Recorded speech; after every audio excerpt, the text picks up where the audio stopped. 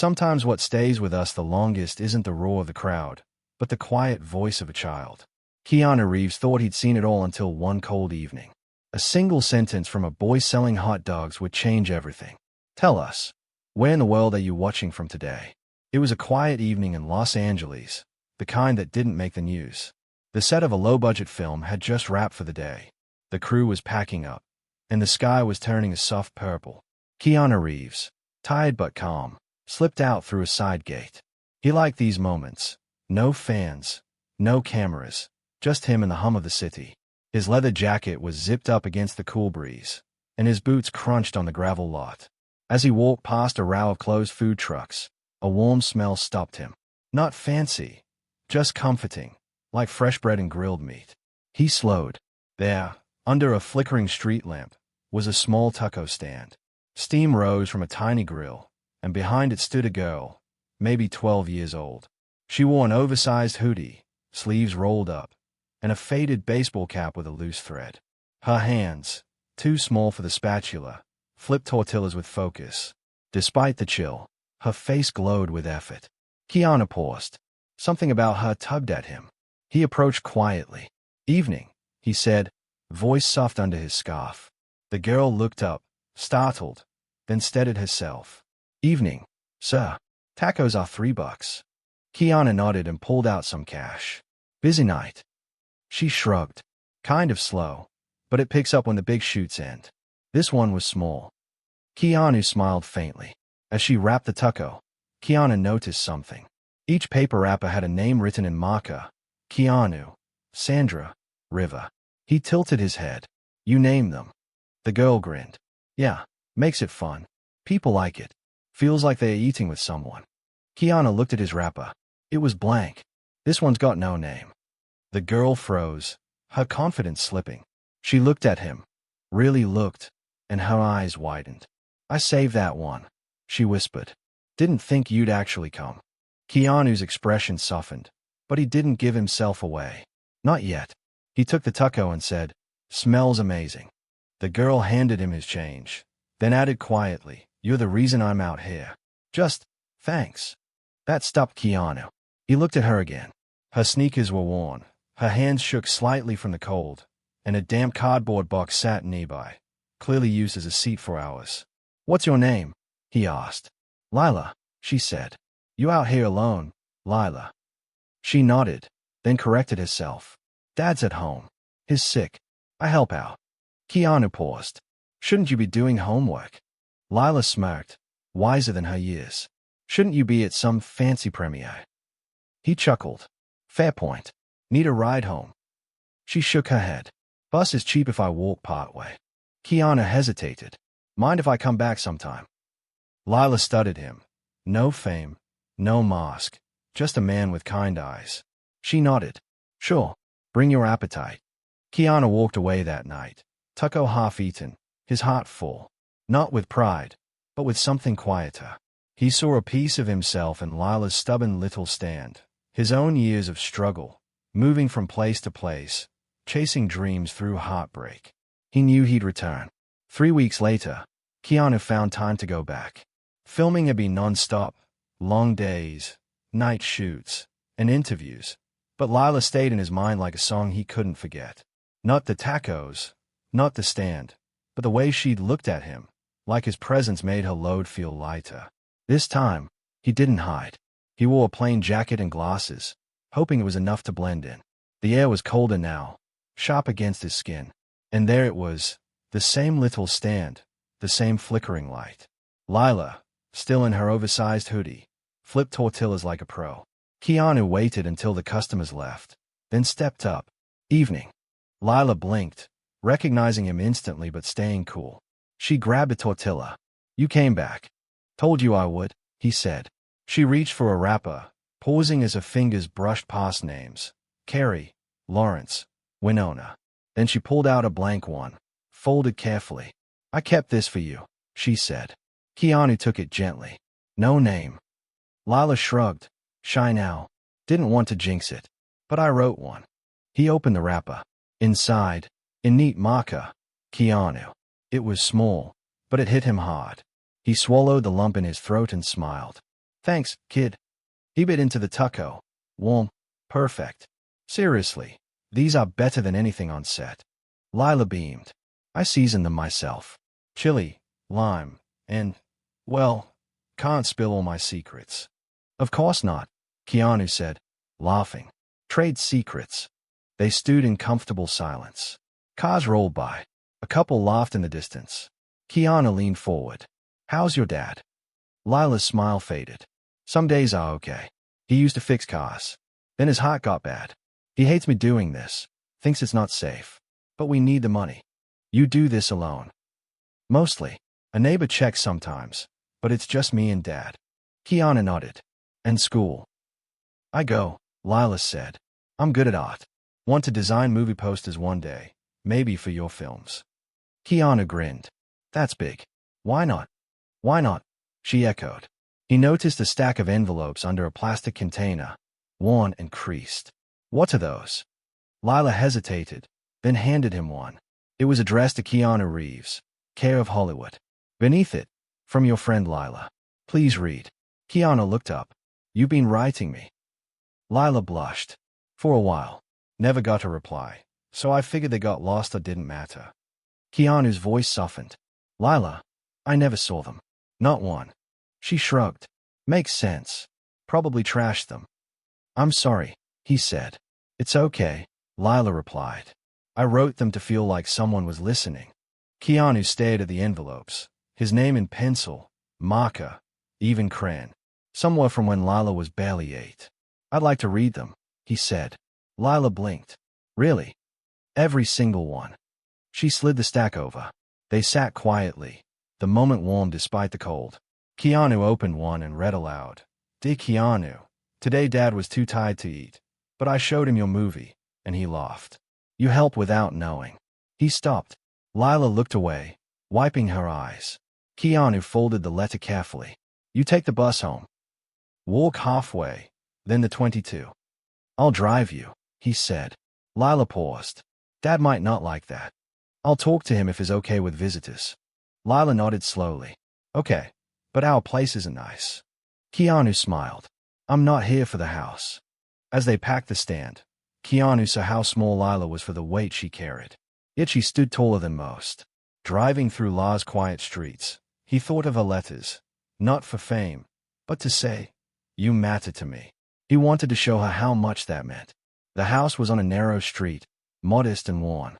Peeling paint, a cracked step, but a swept porch with a potted cactus showed someone cared. Lila hesitated. Dad's proud, she whispered. He doesn't warm up fast. Keanu nodded. I'll follow you. Lila knocked. Dad, it's me. The door opened. A man in a flannel shirt leaned on a cane, his face tired but sharp. His eyes flicked to Keanu. Lila, who's this? Keanu stepped forward. Evening, sir. I'm Keanu. The man's jaw tightened. The Keanu Reeves. Lila rubbed her neck. He helped me pack up. Dad. Drove me home. Hope it's okay. The man exhaled. Come in. Place isn't much. Inside was warm but bare. A single bulb lit the room, where a TV played softly. On the walls were Lila's drawings, movie posters, many of Keanu's films. The man gestured to a chair. It's clean. Keanu Saturday. The man spoke. I don't take handouts. Lila's not out there begging. Never thought she was, Keanu said. She works hard. Reminds me of myself at her age. The man nodded, satisfied. She watches your movies. Says you act like you know what it's like to lose things. Keanu's chest tightened. I do. Lila brought mismatched mugs of tea. No sugar, sorry. Better that way, Keanu said. They sipped quietly. The man asked, You never got her letters? Keanu shook his head. Wish I had. Lila pulled more envelopes from a drawer. Older, some with stickers or sketches of Keanu on a motorcycle. I sent them after school, she said. Save my lunch money for stamps. Keanu turned one over. No reply address, just his name. They never made it, he murmured. Or got filtered out. I didn't mind, Lila said. Felt like you'd read them someday. Silence settled, heavy but warm. The man spoke. She runs that stand to feel strong, like she's helping. I've tried to stop her, but she won't quit. Lila looked down. If I don't, we don't eat. Keanu leaned forward. You shouldn't carry that alone. Lila shrugged, defiant. Someone has to. Keanu's mind flashed to his own past, losing his best friend, his sister's illness, years of grief. That same stubborn pride. I want to help, he said. Not charity, but something real. He pulled out a folded flyer, something he'd worked on after meeting Lila. I talked to a friend who runs a youth arts program, he said. They are starting a community project, kids designing murals and posters for local events. I told them about you, your art, your stand. He handed her the flyer. At the top, LA Arts Initiative, Youth Creators Program. They want you to lead a mural project, Keanu said. You'd design it, get mentorship, supplies, and it's safe, no more late nights. Plus, you'd be paid. Lila blinked. Me. You'd pick the theme, Keanu said. Maybe something for the city. You'd name the project, too. Lila's hand shook as she held the flyer. I thought. She stopped. What? Keanu asked. I'd name it after you. Keanu shook his head. Name it after yourself. You earned it. Lila looked at her dad. He nodded, eyes wet. If it's what you want, Lila, do it. She turned to Keanu. Can I still write you? Only if you hand-deliver them. Lila grinned, looking like a kid again. They stayed a bit longer. Keanu fixed a loose drawer handle, left his contact for emergencies, and promised to return. Driving home, he felt peace, not fame, but connection. Lila had reached out for years, and now he'd finally listened. The next big film shoot came fast, a blockbuster set downtown. The lot buzzed with extras and crew. Near the entrance, under a new canopy, stood Lila's stand, now a proper cart, donated by the arts program. She wore a black apron with her name stitched on it. The sign read, Lila's Tacos, LA Originals. She moved with pride, serving tacos named after her drawings. The Keanu special sold out in an hour. During a break, a man in a suit approached. You Lila? She nodded. Yes, sir. Health and safety, he said, flashing a badge. This cart isn't cleared for on-site vending. You need to shut down. Lila froze. But Mr. Reeves set this up with the program. Rules are rules, the man said. Pack up, or I'll call security. Her shoulders sank. Crew members glanced over, confused. Then a calm voice cut through. Is there a problem? Keanu stepped forward, still in costume. The man stiffened. Mr. Reeves, this setup isn't authorized. My mistake, Keanu said. I'll fix it with the program tomorrow. But Lila stays. The cart stays. The man hesitated, muttered about paperwork, and left. Lila's fists unclenched. You okay? Keanu asked. She nodded. Didn't want to lose this. You won't, he said. Not on my watch. They worked the cart together that night. Word spread, not about the tacos, but the story. That's the kid Keanu found on the street, someone whispered. By closing, the cart was empty. Lila looked taller, stronger. Keanu pulled her aside. You handle that with grace. Most adults wouldn't. She shrugged. Thought I was done. You're just starting, he said. He paused. I want to do something bigger. Lila tilted her head. Bigger than a cart. I want to share your story, on set, with the crew. There are kids like you out there, working, hoping. Your story could help them. Lila frowned. What if people laugh? They won't, Keanu said. And if they do, I'll be right there. The program agreed to a showcase of the next shoot, a youth art display with Lila's mural as the centerpiece. Keanu helped plan it, but Lila's dad hesitated. She's had enough eyes on her, he said. This isn't about fame, Keanu replied. It's about pride. Lila built something. People should see it. The dad looked at Lila, who stood quietly. I don't want the world to hurt her, he said. It won't, Keanu promised. I'll be there. The dad nodded. Okay, but she wears her best jacket. It was a sunny Saturday, the final day of filming. The set was packed, crew, actors, and locals. After the last scene, a screen lit up. Stay for a special presentation. The crowd hushed. From the sidelines, two figures walked out. Keanu, steady and calm, and Lila, nervous in a clean denim jacket. The screen showed photos. Lila's old stand in the dark, a letter in her handwriting, a Tucko wrapper with Keanu on it. Keanu took her mic. "I want to tell you about someone you might have passed," he said. "This girl stood outside lots like this, selling tacos to survive. She did it with kindness, with strength, and never asked for anything." He looked at Lila. "She reminded me what it means to keep going, even when life's heavy. One small act, like a tucko, can change everything." The crowd was silent.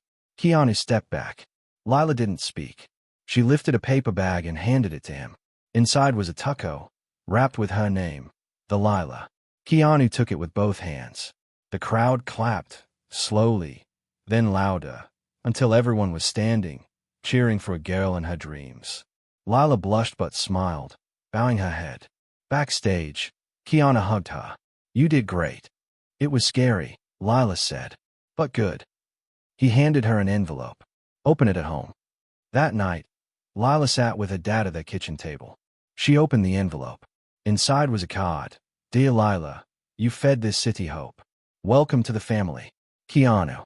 Folded inside was a scholarship form for an LA art school, her name already filled in. Lila stared, then looked at her dad. He was crying quietly, not from pain, but relief. "I'll frame it," she whispered. He nodded. "What's your next tucko called?" She grinned. "The LA Dream." Across the city, Keanu sat in his quiet apartment, ignoring buzzing notifications. He pulled out one of Lila's old letters and read it again, smiling. Sometimes the game is bigger than the screen. Sometimes the smallest fans leave the biggest mark. If this story touched you, if it reminded you of the quiet strength people carry, consider sharing it. Small acts, like a tucko or a letter, can change everything.